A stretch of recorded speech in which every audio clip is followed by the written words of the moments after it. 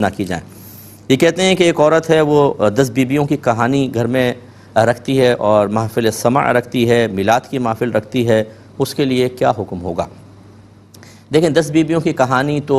ہم منع کریں گے کیونکہ اس میں رطب و یابس ہے اور غلط بیانیاں اس میں شامل ہیں اور اس کا کوئی اسلام سے تعلق نہیں ہے۔ یہ بعض اوقات گھر میں پڑھواتے بھی ہیں اور منتیں مانتے ہیں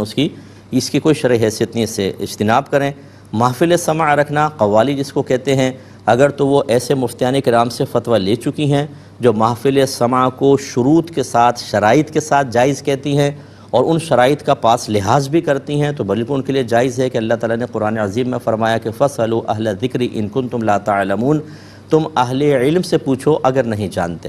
تو اس لیے اگر کسی نے اہل علم سے پوچھ لیا ہے، کسی مفتی صاحب سے باقاعدہ فتویٰ لیا ہے، انہوں نے اس کے جواز کا حکم دیا ہے، تو ایک عام آدمی کے لیے، ایک عام عورت کے لیے اتنی ہی دلیل کافی ہے کہ جی فلاں مفتی صاحب نے اس کی پرمیشن دی ہے۔ تو اب اگر آپ کے نزدیک آپ دوسرے مفتیان کرام کو فالو کرتے ہیں اور آپ اس کو جائز نہیں سمجھتے، آپ اجتناب کریں، آپ اس محفل مجلس میں نہ جائیں، لیکن ان کے لیے فی نفسی ہی بالکل جائز ہوگا۔ میلاد مصطفیٰ صلی اللہ علیہ وسلم، اس میں شرعاً کوئی حرج نہیں ہے، ویسے بھی یہ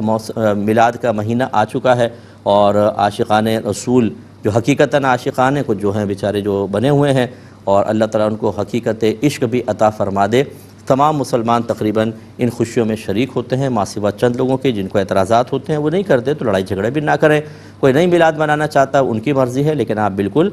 دائرہ شریعت میں رہ کر وہ تمام امور جو مسلمان اختیار کیے ہوئے ہیں اور خرافات سے بالکل خالی ہیں، ان کو نبی کریم صلی اللہ علیہ وسلم کی محبت میں اختیار کرنا اور ان پر یہ توقع اور امید رکھنا کہ اللہ تبارک و تعالی ثواب کا ترتب فرمائے گا، اس میں شرعاً کوئی حرج نہیں ہے۔ اگر زندگی رہی تو نیکسٹ پروگرام کے اندر میں اس پہ انشاءاللہ کلام بھی کروں گا۔